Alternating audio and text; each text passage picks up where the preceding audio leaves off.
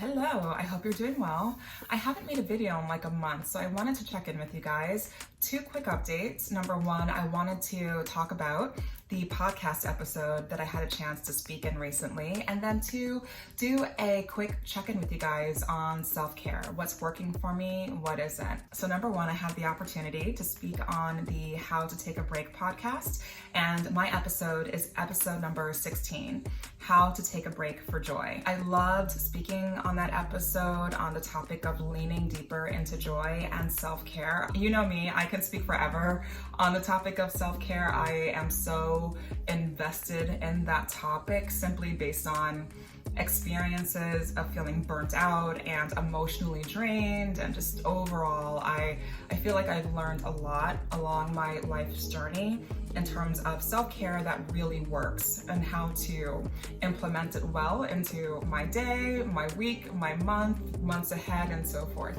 So I highly recommend checking out that podcast episode if you haven't done so already. I'll put the links to the episode in the info box below. And then two, I wanted to give you a quick update on self-care, what's working for me these days.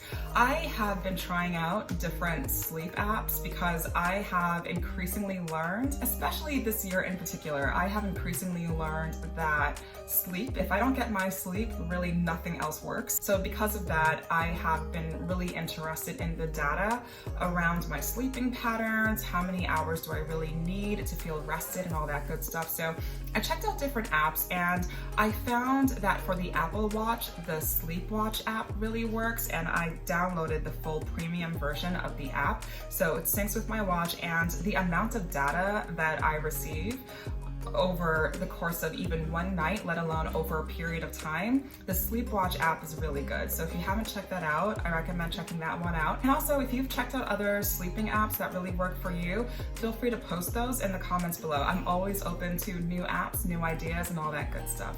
And then also, I find that intentionally scheduling in my workouts, especially on the Peloton bike, I'm sitting right next to it, I love scheduling in my workouts. And because I'm so focused on making sure I'm getting in regular workouts, that is directly leading into my desire to fuel well throughout the day, like fuel my body with getting in the right amount of water intake and eating well, eating for health rather than just eating whatever.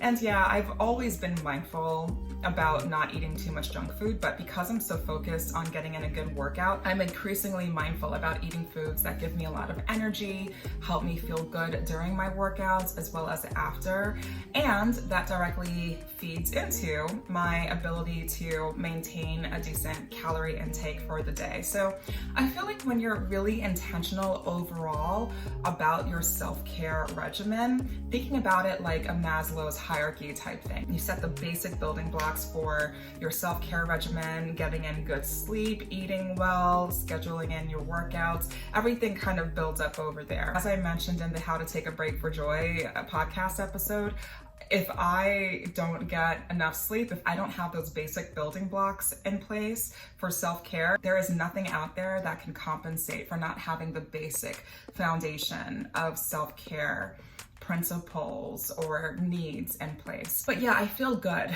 in terms of my self-care practices, and I'm increasingly mindful about that in light of the upcoming political season. I think it's good that I deactivated my Facebook.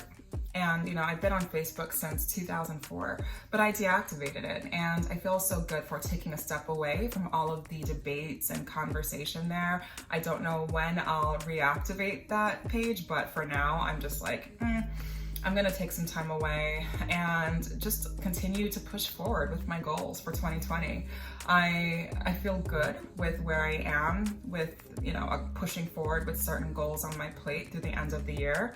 And if I can knock those out, I'll feel good about how I managed my priorities this year. In light of everything going on with the pandemic and societal issues, I'll feel good about what I accomplished this year. And I say all of that not just to give an update about my life, but to also encourage you to do the same. That's my takeaway for you, is to really take the time this weekend and beyond to do a regular check-in with yourself. How are you feeling? How are you doing? What adjustments, small or big, do you need to make to feel good, to feel better? And knowing what's ahead in terms of the political season and all of that, really do a deep dive into how you can feel better and do better with your self-care regimen to ultimately be your best, do your best, get your voice out there, be heard, really follow your heart, and just overall live your best life. That is what I hope for you, and that is what I wish for you. Thank you so much for watching. Again, check out the links in the info box below, and I will chat with you soon. Have a great day.